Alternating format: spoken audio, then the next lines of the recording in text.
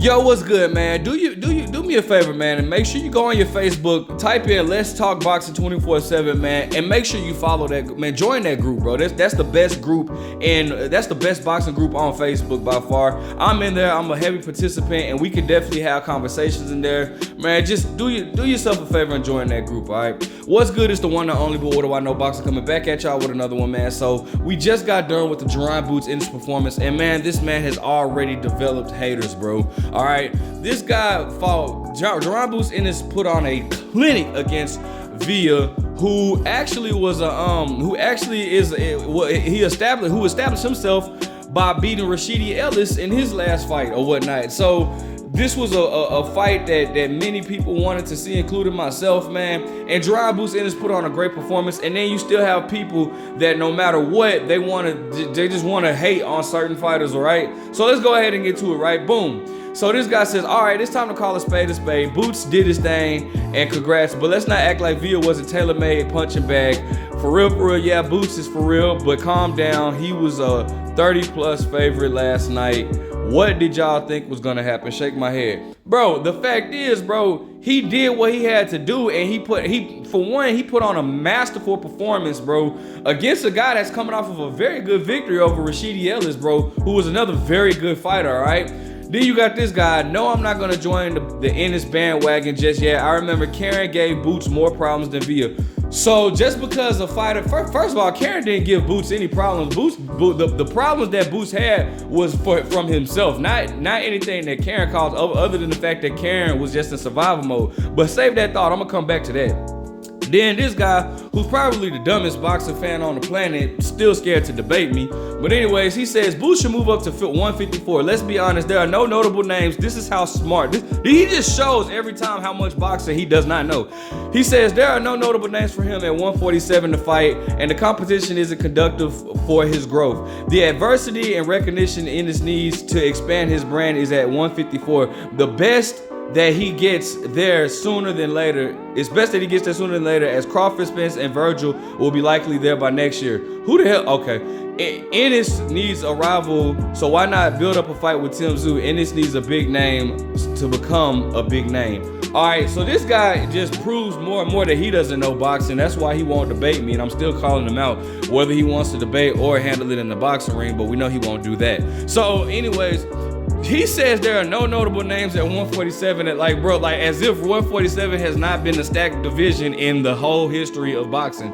Bro, you have Keith Thurman, Ugas, you have Stanionis, you have Errol Spence, and you have Terrence Crawford. Well, Errol Spence and Terrence Crawford are talking about moving up to 154. Well, Errol Spence more so is talking about moving up to 154 his next fight. But you have all these names, Virgil Ortiz, Conor Ben. Bro, these are great names, bro. All right, but he's talking about he needs to move up in weight, bro. All of these guys are just like, it's a certain narrative that these guys push, and it's easy to clap, bro. These guys right that I just named are former champions. Ugas, Keith Thurman, right? These guys, those are former champions. Why would he not stay down there to get those names on his resume, bro? Right? Then you have guys that are saying that Karen gave Boots Ennis problems, as if, bro, if you go watch that fight, listen, Boots Ennis won every second of every round in that fight. I don't think that there was a moment where Karen won anything in that fight, but yet you have people really trying to push this narrative as though Karen gave just made it a tough fight for Boots Ennis. All right. First of all, let me go ahead and go ahead and knock this on you right quick. You can't give me not one fighter that does not have a tough fight with a guy that you don't know, or a guy that's not perceived as a really big name, right? Floyd Mayweather, when he fought Emmanuel Augustus. All right, nobody was expecting Emmanuel Augustus to give Floyd that tough fight. You look at Emmanuel Augustus' record right now, he's like 34-38. You know what I'm saying? Miguel Cotto, one of my favorite fighters of all time. Miguel Cotto. All right, I can think of guys that people wouldn't have perceived to be on his level. Joshua Clottey. Nobody expected Joshua Clottey. Nobody considers Joshua Clottey a top level fighter, but Joshua Clottey gave Miguel Cotto a lot of issues. Okay, so like, you know, you can go from time to go name any boxer in the history of boxing. Everybody comes into that fighter that quote unquote gives them issues, and it's a guy that nobody even knows about. Matter of fact, if you even go look at like what a majority of these fighters say, if you go ask them who's their toughest opponent, majority of the time it's always a guy that you don't even like really know about. You would think they done been in there with the likes of these big name fighters, but when they tell you who their toughest opponent was, you're like, damn, out of all the people, like he was your toughest? Like, bro, Terrence Crawford stated that Terrence Crawford said that Ricky Burns was his best win. But I can name, like, bro, Ricky Burns is not even in the top 10 greatest names that Terrence Crawford has, bro. Like, you know, or maybe if he is, he might be at the very, like, I'm talking about the ass end of, like, number 10. But, bro, like, that's what I'm saying. So it's like you guys can't hold that Karen fight over Jaron Ennis when Jaron Ennis, bro, the man dominated the whole fight. The man didn't get a stoppage, and you guys want to claim that he's overrated and stuff like that. Well, if he's overrated, then tell your favorite fighter to get in there with him. We all know Virgil Ortiz ain't finna do nothing with Jaron Ennis. Conor Ben act like he was afraid to call him out at one particular time. So it's like, bro, Keith Thurman talking about he wants $10 million to fight Jaron Ennis. Man, bro, Jaron Ennis is the truth, and you guys know it, and it just kills you guys to give this man credit, bro. That man is the truth. No pun intended, but that man, to me, aside from Errol Spence and Terrence Crawford, he is the best. And once them dudes move up, I think Jaron Ennis will take over the welterweight division the way Keith Thurman should have. But Keith Thurman didn't live up to his expectations. But I know Jaron Ennis will. That man is hungry, and he's a big welterweight. And people are telling this man to move up. Why should he move up when he already has his eyes set? He already has his goal set on becoming a world champion at 147. Why should he move up? You want him to move up because, bro, you know that he's the best in that division. You want him to you want to take credit away from this man, bro. You tell all these other fighters you tell this dude to move up, but then when it comes to your favorite fighter, you want to man, get out of here with that, bro.